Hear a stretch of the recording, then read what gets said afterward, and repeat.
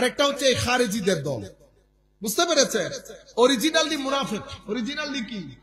কারণ মুনাফিকরা ধর্ম তাদের বেশি মহব্বত দেখায়, তাদের ভিতরে ঢুকছে। এই ব্যক্তির নাম যুলখুয়াইসারা আত-তামিমি। যুলখুয়াইসারা আত-তামিমি। আবু বকর সিদ্দিক রাদিয়াল্লাহু তাআলা আনহুর সময়কালে এরা চেষ্টা করছে মানুষকে দুই ভাগ করার জন্য, করতে পারে না। ফারুক আজমের জমানায় তো একেবারে খামোশ হয়ে গেছে। কারণ কি? ডান্ডার বাড়ি। ডান্ডার বাড়ির কারণে একেবারে খামোশ হয়ে গেছে। কেমন ডান্ডার বাড়ি জানেন? মসজিদে নববীতে এসে এক ব্যক্তি উঁচু আওয়াজে কথা বলছে, দেখে নিছে। কোন জায়গার লোক? হুজুর আমি তো মদিনা শরীফের না। শুধু এই কারণে ছেড়ে দিছি, নাহলে দুর্রা লাগাইতাম। আমার নবীর মসজিদে উঁচু আওয়াজে কথা বলছো, আবার খামোশ, কারো কোনো কথা নাই। কিন্তু ভিতরে ভিতরে যার যার মতো করে কার্যক্রম তো সবাই পরিচালনা করে।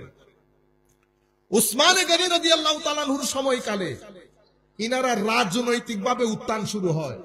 হযরত উসমানে গনি রাদিয়াল্লাহু তাআলা আনহুর শাহাদাতের পরে মুসলমানদের মধ্যে ডিভিশন তৈরি হয়।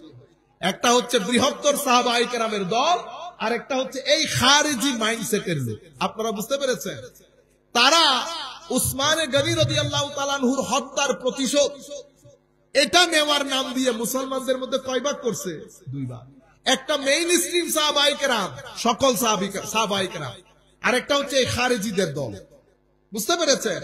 অরিজিনালি মুনাফিক। অরিজিনালি কি? কারণ মুনাফিকরা ধর্ম তাদের বেশি মহব্বত দেখায়, তাদের ভিতরে ঢুকছে।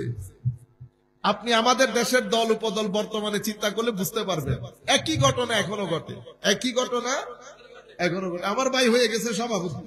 3 দিন আগে আমার ভাই ছিল জিহাদ জিহাদ জিহাদ চায়, এখন আমার ভাই হয়ে গেছে সভাপতি। কিরে ভাই যান আপনি না?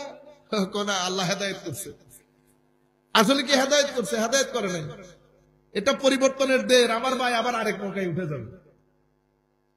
হযরত উসমানে গনির সময়কালে ডিভিশন শুরু হয়ে গেছে।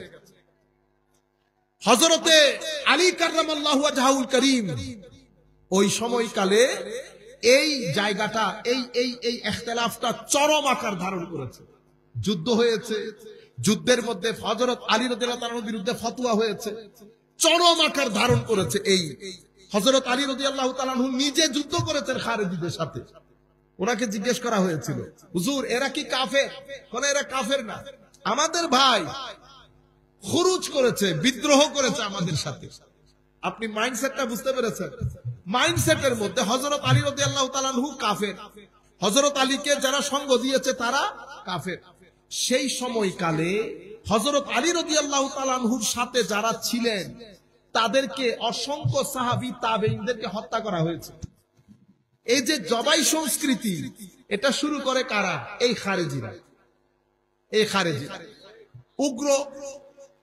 আপনি এই যে বলতেছি না, ওয়াল্লাম ইয়াহকুমুল্লাহ ইয়াহকুম বিমা আনজাল্লাহ ফাউলাইকা হুমুল কাফিরুন, দিছে কাফের ফতোয়া। ইন্না আউওয়ালা বাইতিন বুদিআ লিন-নাস লাল্লাযী বিবাক্কাতা মুবারাকান ওয়া হুদাল লিল আলামিন ফি আয়াতিন বাইয়িনাত মাকাম ইব্রাহিম মান দাখালাহু কানা আম ওয়ালিল্লাহি আলান নাসি হিজ্জুল বাইত মান ইসতাতা ইলাইহি সাবিলা ওয়া মান কাফারা ফা ইন্নাল্লাহা গানিয়্যুন আনিল আলামিন।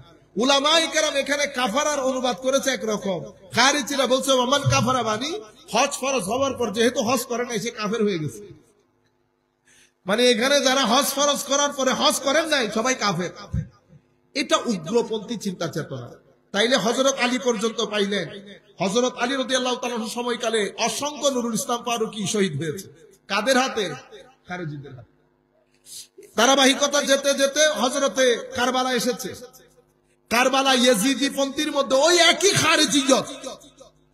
হযরত আমার নবী যাওয়ার সময় কি বলছেন? আলী, কোন মুনাফিক কখনো তোমাকে ভালোবাসবে না, কোন মুমিন তোমাকে ভালো না বেসে পারবে না।